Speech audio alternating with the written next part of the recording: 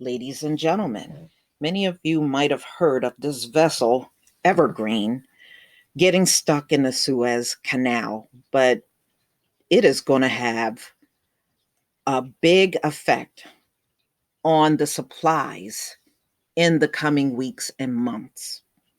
Because so many ships go through the Suez Canal and they got backed up,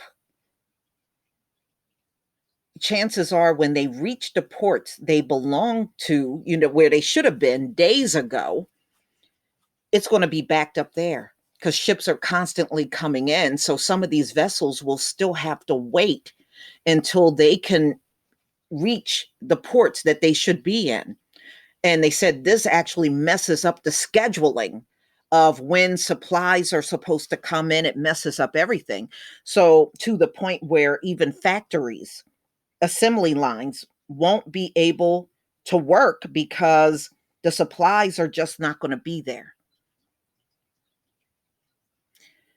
So if it's a supply chain issue, that means eventually it's going to trickle down to the consumer. You may be looking for things in the coming weeks and it's not going to be available because of this one incident.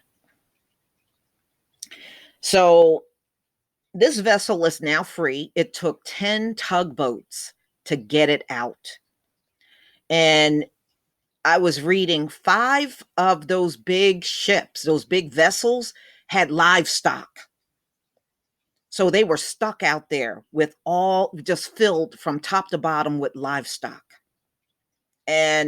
And I was reading that they have some type of international law where they can't just throw animal carcasses in the water even after, even when they die. They still have to take the ship up to the ports, and whoever works on those ports have to discard those animal carcasses, but they can't be thrown in the water. And I was reading there were ships with uh, appliances, ships with food. It was just all kinds of ships out there waiting. So it wasn't just this one vessel, there were multiple vessels out there. And so it's going to impact the world market now. And look, we've already had shortages here in the US from all the panic buying. So in the coming weeks, there may be things you won't see on the shelf. So just a warning. So this is CNBC, March 29th, 2021. The ship that blocked the Suez Canal may be free, but the experts warn the supply chain impact could last months.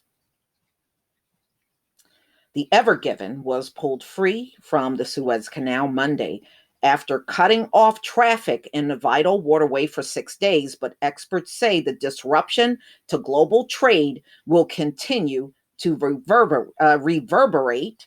Um, so we might celebrate the success of releasing the ship and unblocking the Suez, but that's not the end of the story, said Douglas Kent, Executive Vice President of Strategy and Alliances at the Association for Supply Chain Management. So they said it's definitely going to cause a backlog in ports and other delivery mechanisms as a result. And then, of course, the chaos that disrupts thereafter, he adds. The ship, one of the largest in the world, became horizontally wedged in the canal last Tuesday. Since then, crews worked night and day to free the vessels. They said it took 10 tugboats to get that thing out. And I noticed even after they got it out, I was going back to look at the story. Those tugboats were still pulling this vessel, even the next day after it was, pulled out of the canal. So I wonder if something was physically wrong with it, but it looked like the tugboats continued to pull it. Okay. All right. So they said this thing is as long as the Empire State Building. That's how long it is. Now, that's long. And it can hold 20,000 containers. And it weighs 220,000 tons. Man, that sucker is big. Okay, while the traffic has now resumed in the key waterway, the repercussions after days of halted movement will continue to be felt. Around 12% of the global trade flows through the Suez Canal on massive ships like the Evergreen, which can hold 20,000 containers.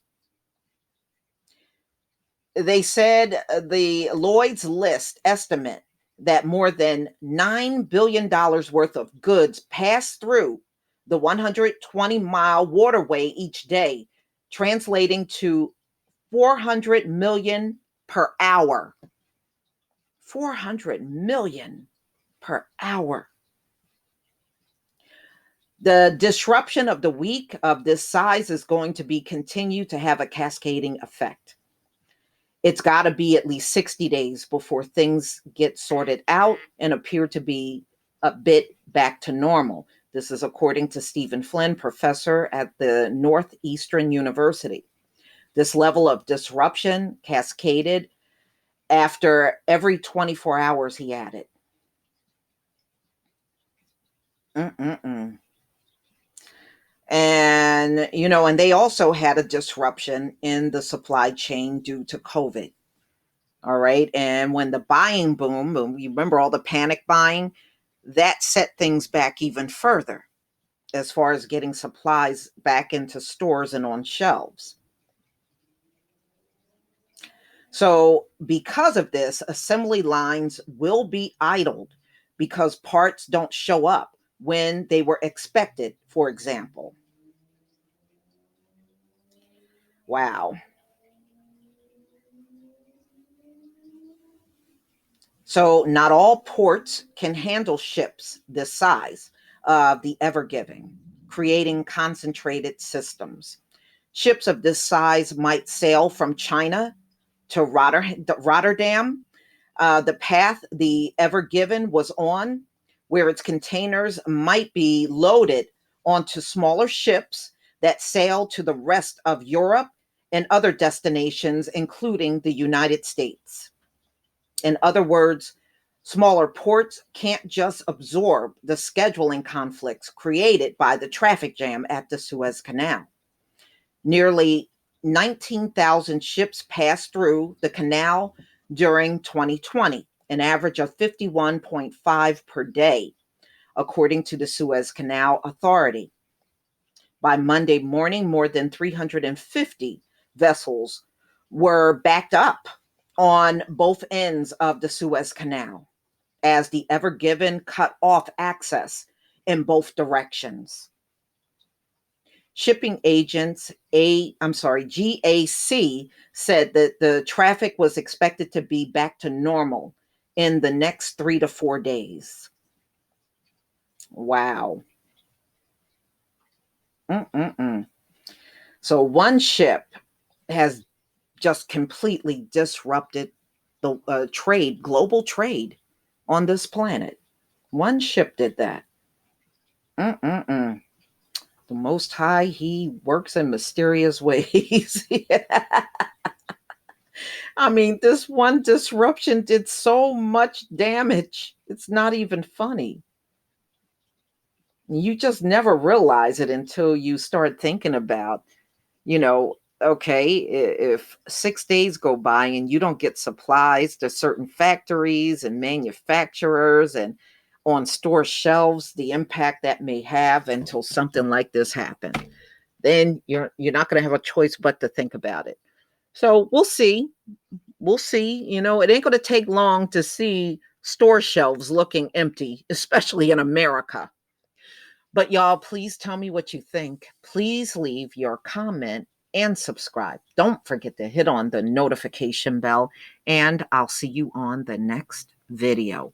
Peace, family.